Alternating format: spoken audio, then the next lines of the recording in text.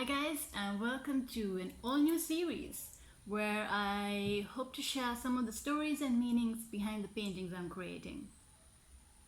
I am starting with the Faces of the Goddess series, and this painting is the Queen Goddess of Wisdom and its Power. She is the monarch in my sort of fantasy world of goddesses. Usually when I paint, because I spend so much time working on them, a story tends to build up in my mind.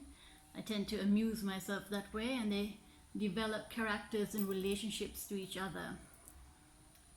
So this is the Queen, like I said, and because she is royalty, I symbolize that by the colors of her clothes. So she's wearing purple, which is associated with royalty, and it's also a color that is associated with psychic powers, which is also apt because she's all about wisdom and the ability to use the mind or use divine intuition to be able to make decisions.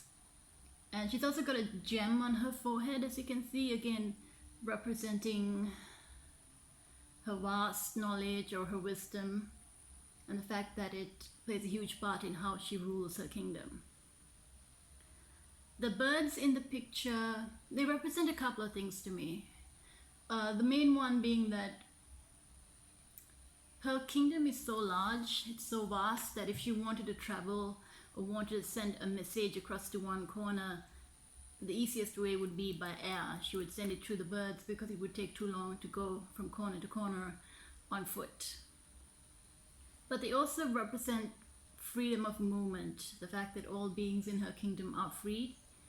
So that combination, again, gives you an idea of how benevolent she is and how powerful. And the crown on around her forehead, again, like the clothes, represents her status and who she is. I tried to, whenever I paint female figures, I try to put in a little bit of nature, because I find that nature is a great symbol for femininity. I think there's a definite connection between, for example, the female figure and elements of nature, and when you're painting, they go really well together, and I generally put them together.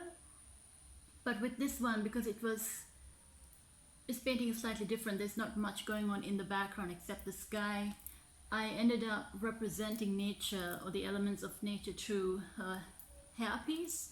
They're shaped like leaves.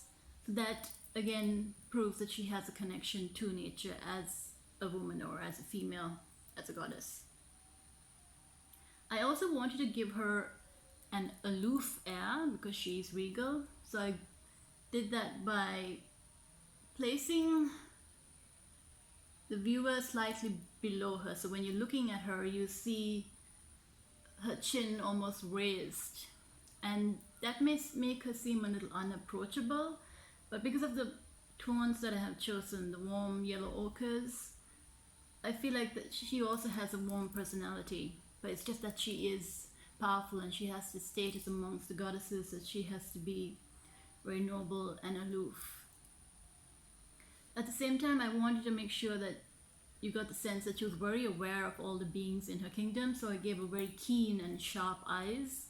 She is looking into the distance, she is watching over everybody. Usually wisdom is not depicted through a youthful face.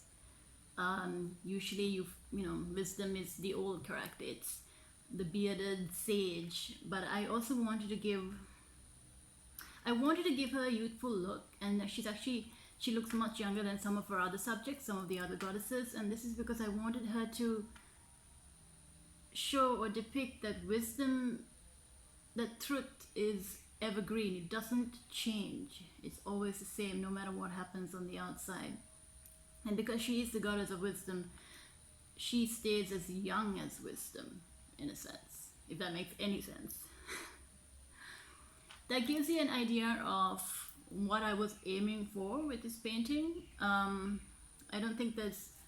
didn't try to go over the top because these are small paintings. They are A3 size, so I didn't put too many details.